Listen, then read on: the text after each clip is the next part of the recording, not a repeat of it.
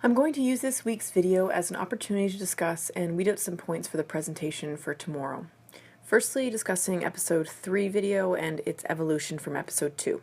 I suppose the main point of the video, sharing a screen and on-screen romance, was for this new interaction to become a responsive one, in that the audience isn't simply waiting for a recollection of the story or an anecdote, but is anticipating two sides of this dialogue and its natural progression. The story itself is rather banal, not unlike one you would have with a lover from afar, but the emphasis was supposed to be on that distance because that space in between is where the lens or camera manifests. I think the piece itself became too intimate in the sense where the material lost its relatability because the roles were too clearly defined. It was obvious it was male and female, and I didn't want to play on those roles until later on in my project. The point really was then being to introduce the role of the tourist and the temporality in that role and in image making. Now I'm choosing to use voyeur and tourist interchangeably, however, one position certainly lacks the intimacy that the other holds, and in my own work I certainly want this piece to have some strong sexual and intimate connotations. The postcard stand in this sense becomes a mobile for moving images in a rather stationary and still frame, not unlike a digital screen. The mobile only holds two possible directions of interaction, clockwise and counterclockwise, but within its frame, the potential for multiplicity in story is greater because of the personal nature of writing, sending, and receiving a postcard. So I began to question, what if this stand or stack of postcards only told one story, one person's story, one person's intimate writings, transgressions, and relationships with another, and the subsequent responses. The gaze is provided within the frame as the image on the back of the postcard. The words provide context, story progression, and having multiple postcards increases accessibility of the story and potential for multiple entry points into this narrative. In this sense, I'm alluding to how we organize and categorize images and artifacts in the act of remembering, and how our intimacy evolves with these artifacts. We are provided a window, and we allow our lovers and gazers to fill in the fragmented parts. In developing this concept and possible execution, I'm inspired by Sophie Cowell's proclaimed wall novels and how she manages to build a story. However, I find that despite the intimacy of her stories, there is a lack of intimacy between the audience and her work. There's no point of real interactivity for the subsequent gazer to be let into her world, beyond more than just the static representation that is framed on the wall. Her work also reflects on her own personal narrative.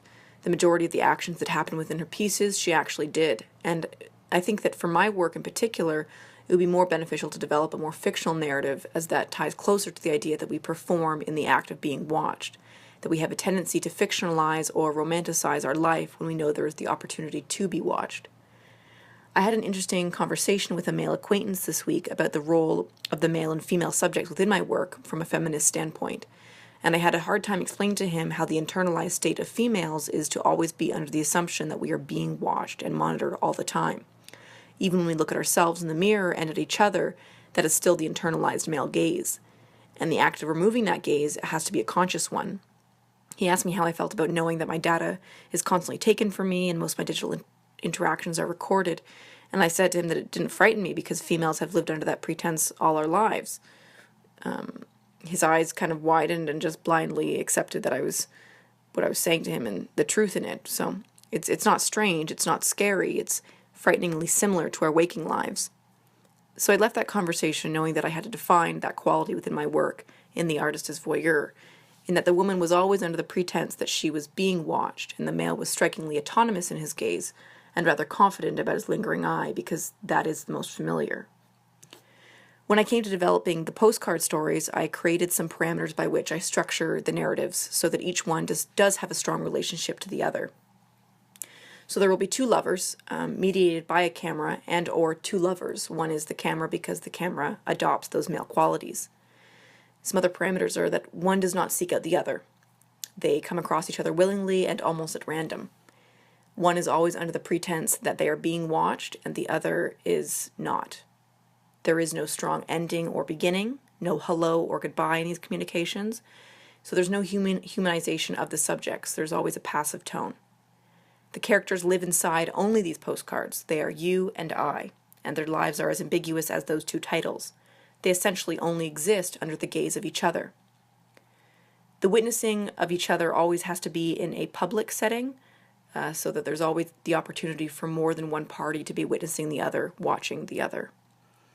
Within this personal narrative, I'm also taking liberties with what we consider our private and public information, as the postcard format is not sealed and therefore accessible to anyone who picks it up. Another parameter is that they get closer and closer without ever actually touching each other or coming into physical contact. And a certain transient space has to always be achieved. One never has a way of going to find the other. Despite the fact that there is always a presumed following, the path of travel is relatively nondescript and contact is never achieved. So there will be 200 postcards, 100 devoted to each character, and 10 narratives. And I'll just go over the brief narratives.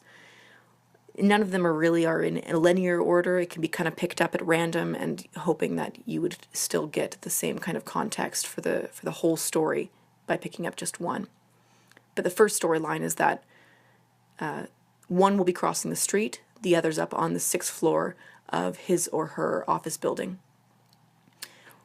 One is walking through the Tate Modern, and they catch the other looking at a piece.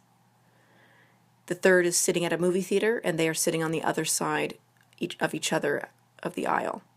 The fourth is in a convenience store. One of them is in one of the aisles, and the other sees them in the surveillance screen behind the cash.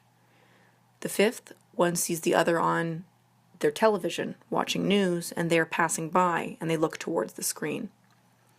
One sees the other from their apartment while they're on the street, and the other is undressing in their bedroom.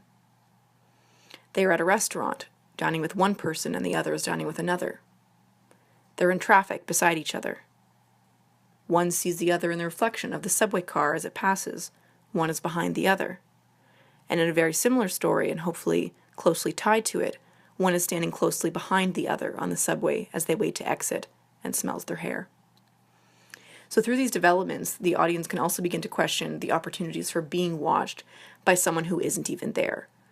As the rules kind of begin to blur, you wonder whether or not it's just a presumed gaze, that they are assuming somebody is always watching them, and maybe it's kind of a fictional intimacy that they're developing.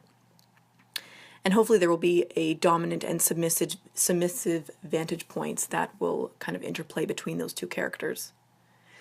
I've also set some parameters for the images that will be on the other side of the postcard. So the limits of the photograph are that it must be taken as a screenshot on my computer. They must be related to the story in general. However, they do not have to pertain to that exact postcard. They must be captured after applying zoom, so that only a fragment of the actual photograph is being seen. They have to be vague in form and nondescript.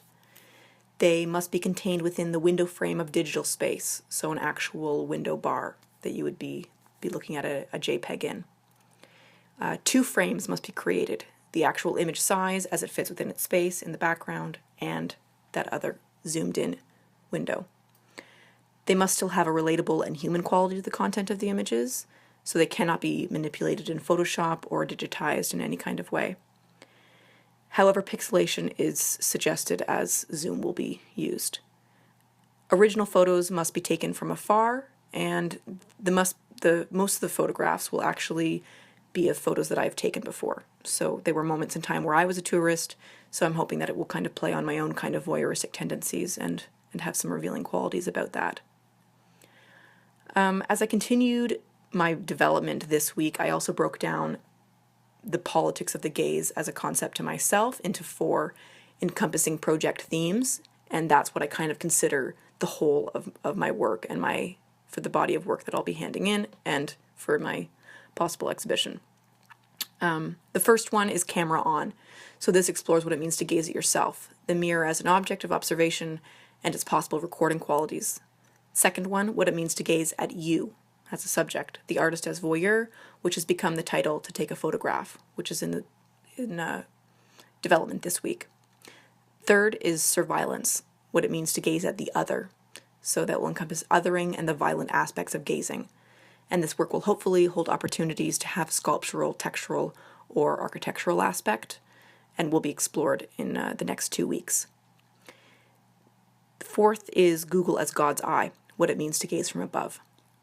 I'll have a stronger development and examples of the work for tomorrow's presentation, and that will hopefully help me develop that consistent aesthetic for the works moving forward. In regards to this week's video, I do think this is a format that I'll go back to, again in terms of allowing myself an opportunity to reflect on earlier week's videos that were slightly more ambiguous in nature. However, moving forward, each video will come with a reflection paragraph or two just explaining the decisions that were made in execution.